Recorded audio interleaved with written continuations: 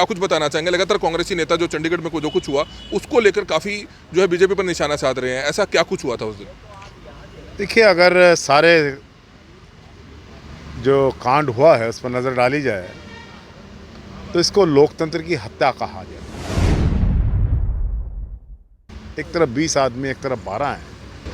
India alliance आखिरकार क्यों नीतीश जी जिस तरह से बीजेपी में चले जाते हैं, इससे तो लगता है कि आने वाले समय में कांग्रेस की और मुश्किलें बढ़ जाएंगी, सारे नेता बीजेपी में जा रहे हैं। मैं बड़ी बात नहीं कहता हूँ।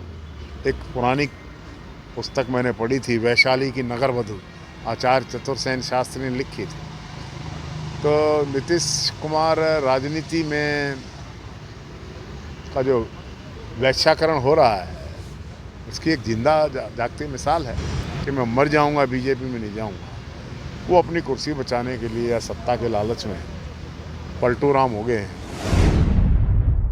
ईडी की कार्रवाई काफ़ी नेताओं पर चल रही है, बहुत से नेताओं पर चल रही है, क्या समझते हैं इस चीज़ को? नहीं, ये ईडी की कार्रवाई विपक्ष के नेताओं पर ही चल रही है और किसी पर ये चलती नहीं है। देखिए, भारतीय जनता पार्टी के कई प्रकोष्ठ हैं। महिला मोर्चा है, युवा मोर्चा है और कई मोर्चे, किसान मोर्चा है।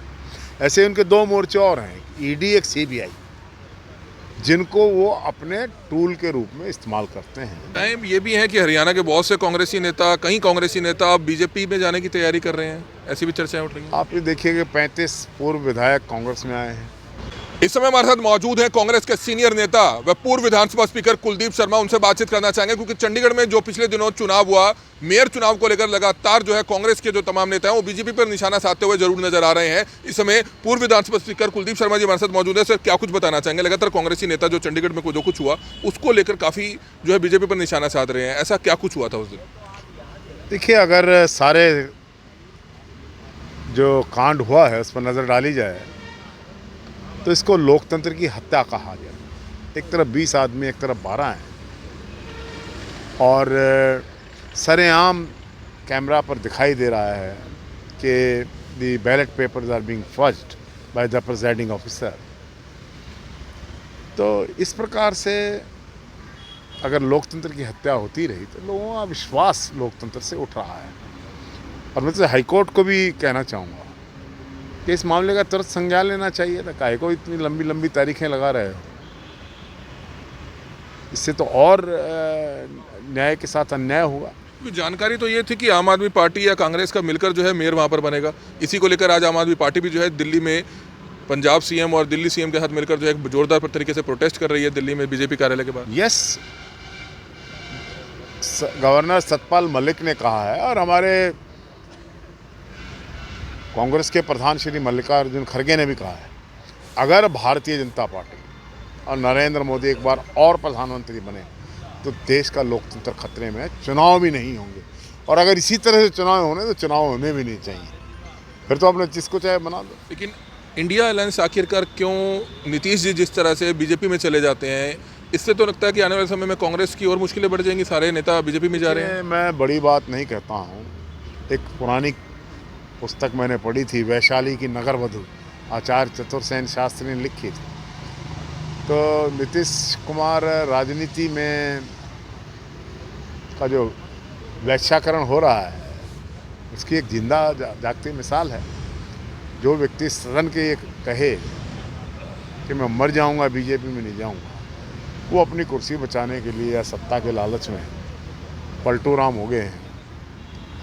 लोगों का जनतंत्र से, नेताओं से विश्वास उठ जाएगा। नेताओं की विश्वसनीयता नीतीश कुमार ने खत्म कर दी। ईडी की कार्रवाई काफी नेताओं पर चल रही है, बहुत से नेताओं पर चल रही है, क्या समझते हैं इस चीज को? नहीं, ये ईडी की कार्रवाई विपक्ष के नेताओं पर ही चल रही है और किसी पर ये चलती नहीं है। देखिए, भारतीय जनता पार्टी के कई प्रकोष्ठ हैं। महिला मोर्चा है, युवा मोर्चा है और कई मोर्चे, किसान मोर्चा है। ऐसे उनके 2 मोर्चे और हैं, ईडी, एक सीबीआई, जिनको वो अपने टूल के रूप में इस्तेमाल करते हैं। इसलिए कोई सरप्राइज़ नहीं है। पिछले 10 साल से विपक्ष के सभी नेताओं पर निरंतर दबाव बनाने के लिए ईडी के हमले और सीबीआई के हमले हो रहे हैं और ये कोई नई बात नहीं है। चर्चाएं ये भी हैं कि हरियाणा के बहुत से कांग्रेसी नेता, कई कांग्रेसी नेता अब बीजेपी में जाने की तैयारी कर रहे हैं, ऐसी भी चर्चाएं उठ रही हैं। आप ये देखिए कि 35 पूर्व विधायक कांग्रेस में आए हैं और बहुत से लोग बीजेपी में। कौन गया है?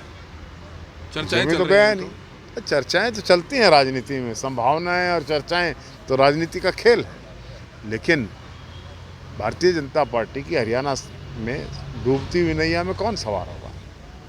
तो ये आप देख सकते हैं पूर्व विधानसभा स्पीकर कुलदीप शर्मा इस समय हमारे साथ बातचीत कर रहे थे और सीधे तौर पर कई मुद्दों को लेकर जो आजकल के कई मुद्दे चल रहे हैं, चाहे वो चंडीगढ़ में हुआ मेयर चुनाव हो, उसको लेकर जो सीधे तौर पर बीजेपी पर निशाना साधते हुए नजर आ रहे थे और ईडी के दुरुपयोग को लेकर भी जो है सीधे तौर पर आरोप लगाते हुए नजर आ रहे हैं कि बीजेपी पार्टी जो है ईडी का दुरुपयोग करके जो है विपक्ष के नेताओं को डराने का काम करती हुई नजर आ रही है।